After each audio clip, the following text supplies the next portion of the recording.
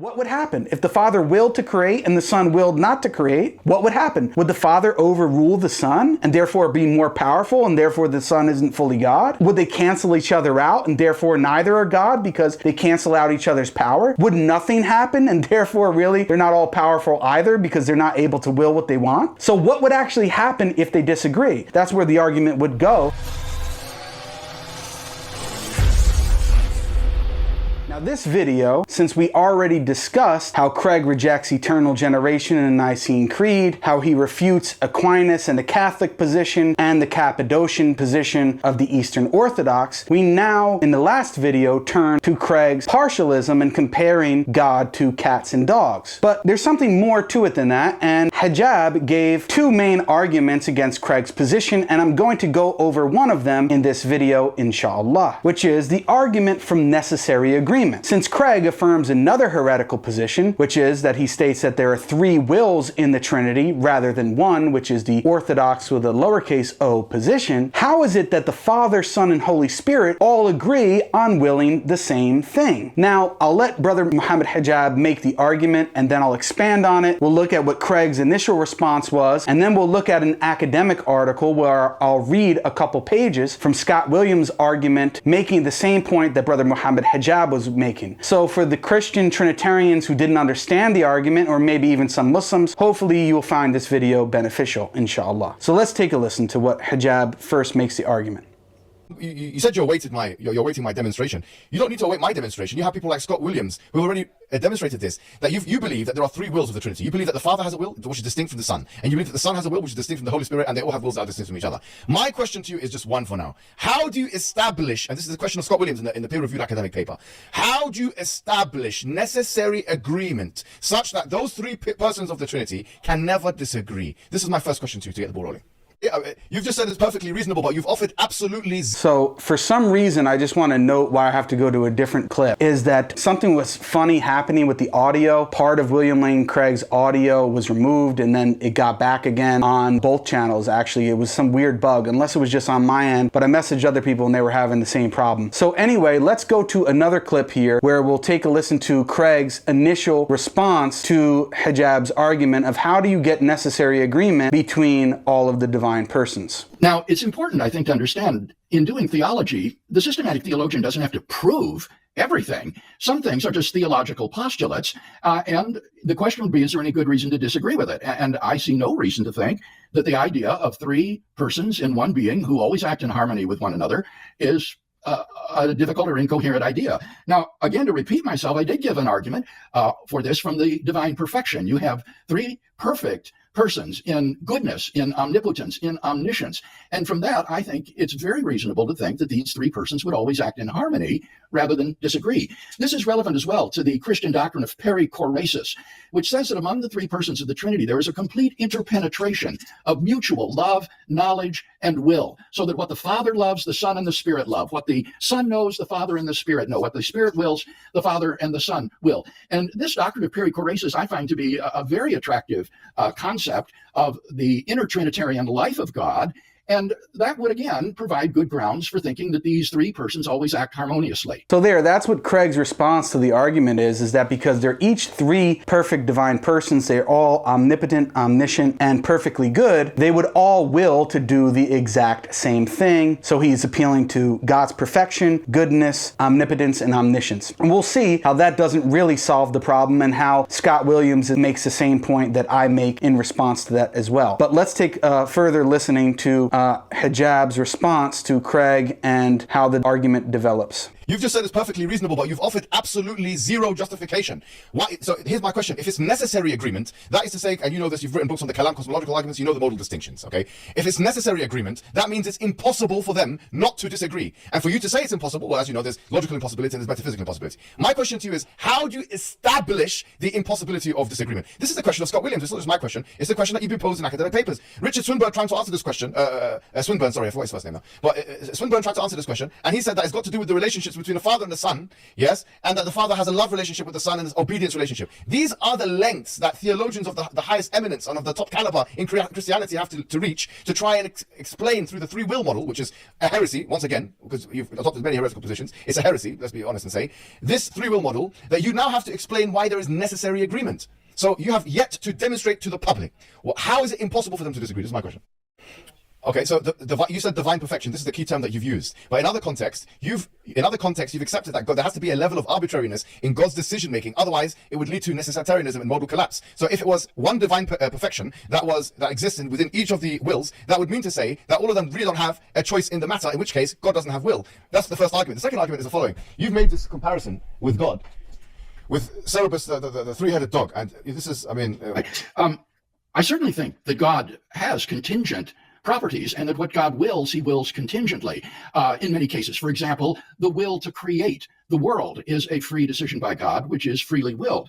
So I'm not maintaining at all that everything about God is necessary and that he does nothing contingently. My claim is simply that given this perichoretic interpenetration of the persons of the Trinity, they always act in harmony with one another. Arguing simply is that there is no disagreement among the three persons of the Trinity, nor is there any reason to think that this is impossible or incoherent. And in fact, the position that I'm articulating here is the standard Christian position. Opera ad extra sunt indivisa. The operations of the Trinity toward the external world are undivided. It's only the opera ad intra, the intra-Trinitarian relations, that are traditionally differentiated from each other. So the position I'm taking, whether it's right or wrong, is the mainstream Christian view. It's not a peculiarity of William Lane Craig's theology. So again, William Lane Craig is appealing to the fact that they're perfect and their omniscience, omnipotence, and goodness, and therefore they would never differ. They would all will the same thing. He's appealing to the perichoretic relationship, but the perichoretic relationship, or the doctrine of inseparable operations ad extra, or directed towards creation, only really worked because they believed that there was one numerical will in the Trinity. They didn't believe that while at the same time believing that there were three wills in the Trinity that just so happened to always agree. And William Lane Craig said at the beginning, because I think he recognized that he was going to have a difficult time justifying his position, he said, well, we don't really need to always prove our positions in theology. It's just a postulate. Well, it's just a postulate, but how do you argue that you can actually defend it? How do you actually defend this postulate? That's the whole question. Now, let me show you guys just how it's proof that William Lane Craig actually does hold a heretical position. And when he claims that he's just merely representing the orthodox position on this issue, he's really not. So we'll see where he makes his statement again, and then I'll show how that's actually not the case. He actually does not represent the orthodox position of the Trinity. The classical Christian doctrine is, in Latin, opera ad extra sunt indivisa, that the operations of the Trinity toward the external world are undivided and therefore undertaken by all three persons at once. Now, I don't agree with that doctrine in every case. I think that leads to real problems, but I think that is very plausible with respect to the doctrine of creation, that the three persons act in concert with each other to create the world. So they're all responsible for the creation. And in the New Testament, creation is ascribed both to the Father and to the Son. What I'm arguing simply is that there is no disagreement among the three persons of the Trinity, nor is there any reason to think that this is impossible or incoherent. And in fact, the position that I'm articulating here is the standard Christian position. Opera ad extra sunt indivisa. The operations of the Trinity toward the external world are undivided. It's only the opera ad intra, the intra-Trinitarian relations, that are traditionally differentiated from each other. So the position I'm taking, whether it's right or wrong, is the mainstream Christian view. It's not a peculiarity of William Lane Craig's theology.